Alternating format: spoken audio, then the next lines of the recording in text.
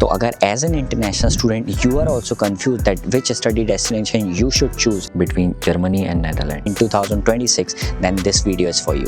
अभी हम हैं जर्मनी की एनर्जी कैपिटल एसन में, और अगर हम स्ट्रेट लाइन जाते हैं तो हम एक और अमेजिंग स्टडी डेस्टिनेशन तक पहुंच जाएंगे। तो जर्मनी जो कि एक इंजीनियरिंग हब टैगलाइन के तौर पे सामने आ रही है इंटरनेशनल स्टूडेंट्स के लिए, और नेदरलैंड जो जानी जाती है अपनी डच रेप्यूटेटेड यूनिवर्सिटीज के लिए। वीडियो में हम बात करेंगे main factor such as quality of education, post study work permit, permanent residency option, cost of education, scholarship, job market and local people behaviour. और हाँ, वीडियो के एंड में हम बात करेंगे एक अमेजिंग फैक्टर के बारे में जिसे हमने इस टैली में तो नहीं इंक्लूड किया है, but it is very important और I would say play very crucial role for any international student study abroad journey. तो let's get started.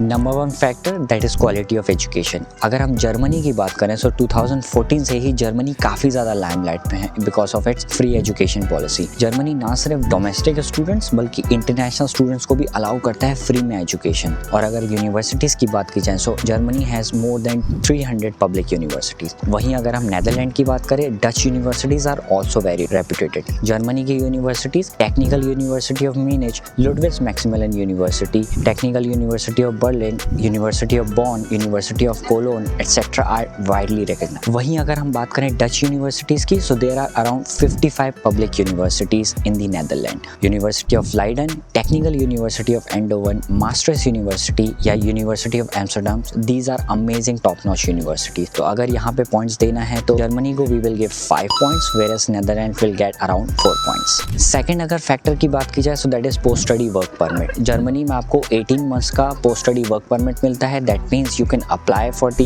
Work visa after completion of the programme. आपको 18 महीने के लिए you can look out for the job, that is also known as the job seeker visa. अगर Netherland की बात की जाए तो Netherland can give you 12 months of job seeker visa, जिससे ओरिएंटेशन ईयर या जोगसार भी कहते हैं। अब बात रही परमानेंट रेसिडेंसी की। दोनों ही कंट्रीज यूरोप का पार्ट हैं, तो अगर आप परमानेंट रेसिडेंसीज के लिए अप्लाई करना चाहते हैं तो after staying there in 5 years you can apply for the permanent residency. Germany अभी ऊपर जा रहा है, लेकिन अगर हम बात करें नेदरलैंड की तो अगर आपको बेसिक अंडरस्टैंडिंग भी है डच की, even A1 level, then with a short span of time you can get the citizenship as well. बात करें जर्मनी की, so you should have a solid understanding of German language. Even 5, 6, 7 साल के बाद ही you can get the citizenship अगर आपकी अच्छी खासी जर्मन में प्रोफिशिएंसीज है। Second factor that is post study work permit and permanent residency, then again Germany will get 5 point just because of 18 months of post study work permit, जो कि international students की study abroad journey के लिए काफ़ी ज़्यादा crucial होते हैं, क्योंकि आपका अराउंड 6 से 7 महीना नेटवर्किंग या कनेक्शन बनाने में ही लग जाते हैं। And on the other hand Netherland will get 4 point. Third point की बात की जाए so that is scholarship.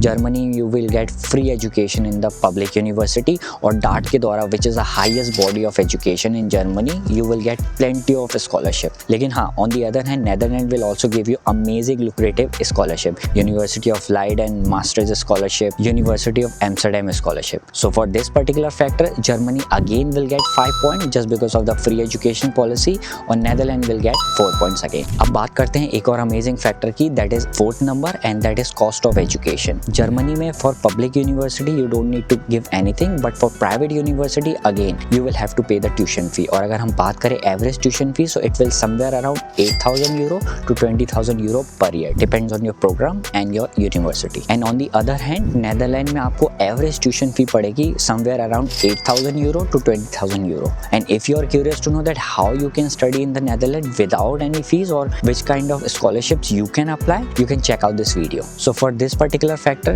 Germany will get 5 points and Netherlands will get 4 points. So after these 4 factors, Germany has 19 points, Netherlands has 16 points. अब बात करते हैं last factor की, that is the job market and the local people. Europe की अगर सबसे strongest economy की बात की जाए तो जर्मनी इज द स्ट्रॉन्गेस्ट, और अगर वर्ल्ड की बात की जाए तो जर्मनी आता है 3rd नंबर पे, that is the 3rd strongest economy, whereas Netherlands come to the 18th spot in the world. So in both the countries you will get lots of job opportunities. बात की जाए local environment या local people की, you might be aware that German are more reserved and not that much friendly. But on the other hand, अगर हम बात करते करते हैं नेदरलैंड की। People are very much friendly and again everyone would be greeting you while you will be walking on the street. So definitely when it comes to the local environment and the people, Netherlands will definitely get the 5 points, whereas Germany will get again 4 points just because of the little bit rudeness and I would say reserved personality. But again that is India DNA. तो अगर total tally की बात की जाए so Germany kind of winning the race, that is 23 points, and whereas Netherlands is having around 21 marks. But now